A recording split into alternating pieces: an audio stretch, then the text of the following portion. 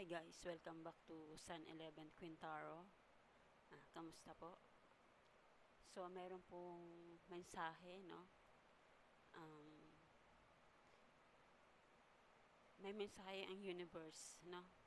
Ito ay ang sinasabi nila ay ang thank you and angel number 444. So, kung sa pakiramdam nyo, kasi mararamdaman nyo po yan na sa inyo ang reading. So, go. At kung hindi naman ay ibigay po natin sa iba. So, collective po ito, collective reading, no? Kunin lamang kung ano yung para sa inyo at kung hindi naman ay ibigay po natin sa iba. So, simulan natin. Ano ang ibig ipahatid o mensahe ng universe sa inyo tungkol sa thank you and number 444?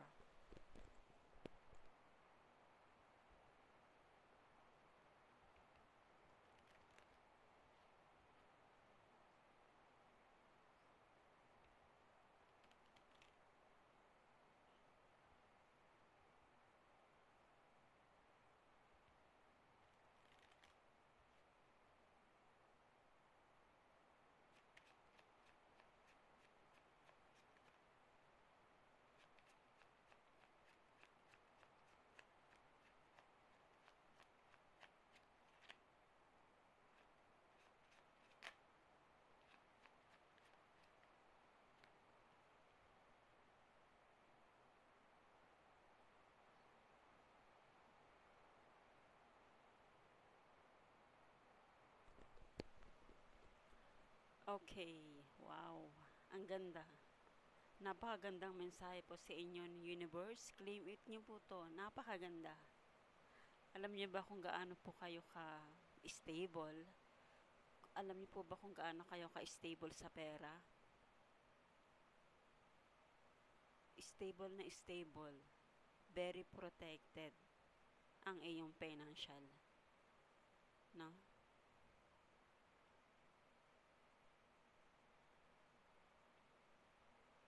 And alam mo ba kung ano ibig sabihin nito? You're so blessed. Napaka-bless niyo po. Maraming binibigay sa inyo si universe about sa financial stability dahil sa inyong kasipagan, dahil sa inyong magandang aura, dahil sa inyong positive thinking. Binibigyan kayo ng universe na napakagandang buhay, napakagandang mensahe po para sa inyo.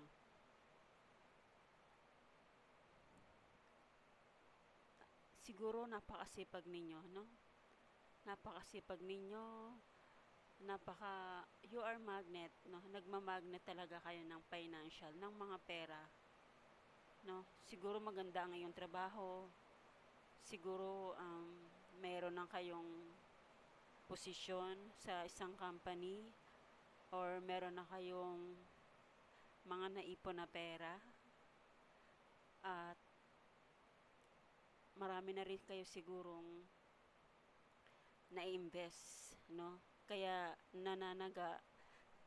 sumasagana kayo sa inyong kaperahan, no? Sa inyong financial. At dahil dyan sa pagiging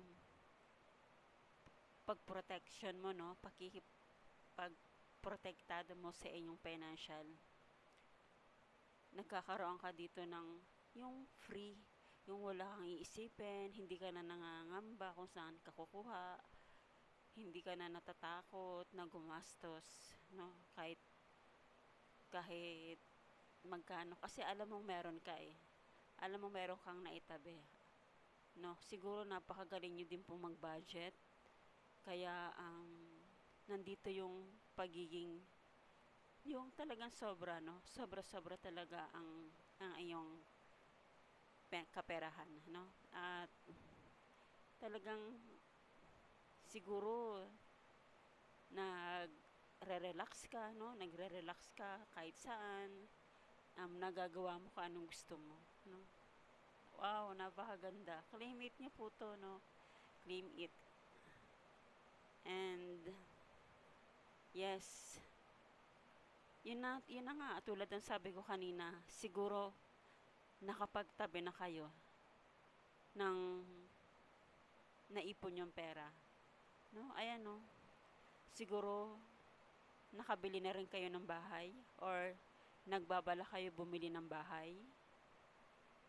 Nagbabalak pa kayo na mas lumago pa ang iyong financial. Nakakita ko dito ng mas dadagdagan pa ang savings. At poproteksyonan talaga yung kanyang pinaghirapan. Yung mga pinaghirapan nyo po, poproteksyonan nyo po talaga. Dahil alam nyo na pinaghirapan nyo to eh. Pinaghirapan ko to kung paano ko naabot.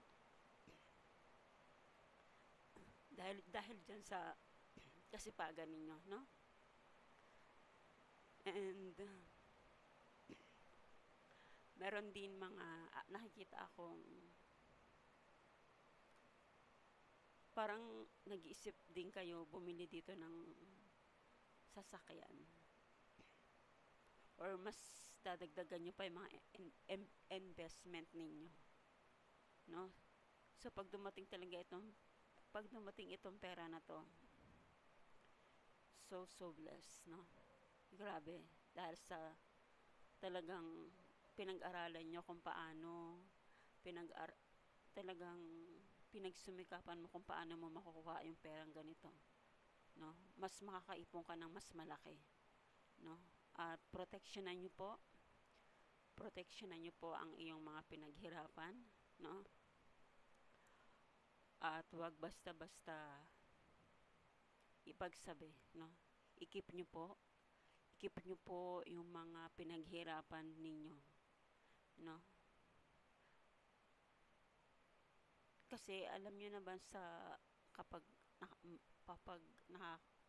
may mga nakakaalam na marami kang pera, marami kang ginagawa, marami kang trabaho, marami kang investment. Nandiyan yung mga, syempre siguro yung mga manghihiram, ganito, ganyan, keso ganito. So, ikip nyo po, no? Ikip nyo po yung perang mga nakukuha ninyo, no? Ang bibig, huwag masyadong madaldal, keep lang po, ano? So, dahil dito sa pagiging talagang pagsusumikap mo, pagtatrabaho mo, yeah, hindi ka na nangangamba talaga dahil napaka-positive thinking ang iyong aura, no? Talagang abundance. More of ano dito, successful even sa partner mo, even sa person mo, kahit sa nakakasama mo, mas lalong lumalawak ang iyong communication, ang iyong pagmamahal, ang iyong pagbabanding. Nagkakaroon talaga dito ng magaan, no? Magaan na pagsasama, magaan na yung pagiging sweet ninyo. So, yun talagang mas umaapaw yung pagmamahalan ninyong dalawa ng person mo. No? And dahil dito sa mga natatanggap yung blessing, talagang mas lalong tumitindig ang iyong pagmamahalan. Hindi rin naman porket ganito dahil sa pera, no. Dahil lang sa pinaghirapan ninyong dalawa, kaya mas lalong tumitibay ang iyong pagmamahal, ang iyong pagsasama. At syempre ang iyong mga investment na gagawin, no. Yung mga tinatayo nyo, yung mga kinikip nyong mga negosyo, mas lalong mas lalo itong magiging maunlad, no, dahil dyan sa pagiging yun, napakagandang araw, parang nagmamagnet kayo ng mga pera dito, no, kasi mas inaalagaan nyo yung sarili ninyo, inaalagaan ninyo ang negosyo ninyo, inaalagaan nyo yung isa't isa, yung mga naipundar nyo, talagang pinahalagahan ninyo, no? Kaya mas lalong patitibayin ang inyong pagmamahalan ng person mo, kung sino man ang kapartner mo dito sa negosyo, mas lalong titibay ang inyong pagsasama at mas lalo tong lalago. Kaya be simple lang po, simplehan nyo lang po, wag masyadong yung alam nyo na po yun, yung hindi ka ganito, yung kwento ng kwento, ganito, ganyan, ganyan. So kailangan po protektahan ninyo, protektahan ninyo yung mga pinaghihirapan ninyo. So yun po, at doon sa and angel number 444, this is confirmation number 4. So protektahan nyo po kung ano mga pinaghihirapan ninyo, and yun, mas lalo pa yung palalaguin ang iyong pagsasama, ang iyong mga negosyo, kung ano matong naipundar ninyo, at mas lalo nyong aalagaan ang inyong isa't isa at ang inyong sarili. So yun po ang mensahe ni universe sa inyo sa angel number 44, and thank you dahil dito sa mga natatanggap mong mga blessing, hindi ka magsasawa magpasalamat sa kanya. Lagi ka magpapasalamat sa kanya. Lord, thank you. God, thank you universe sa mga binibigay nyo kasaganahan at mga biyaya na dumarating sa atin, sa inyo, at lagi po kayo magpasalamat kay God, kay universe, kung sino man yung tinatawag ninyo na God, Lord, Jesus, Yahweh, so yun po, lagi po kayo magpapasalamat. So yun po, thank you, and God bless po. Thank you.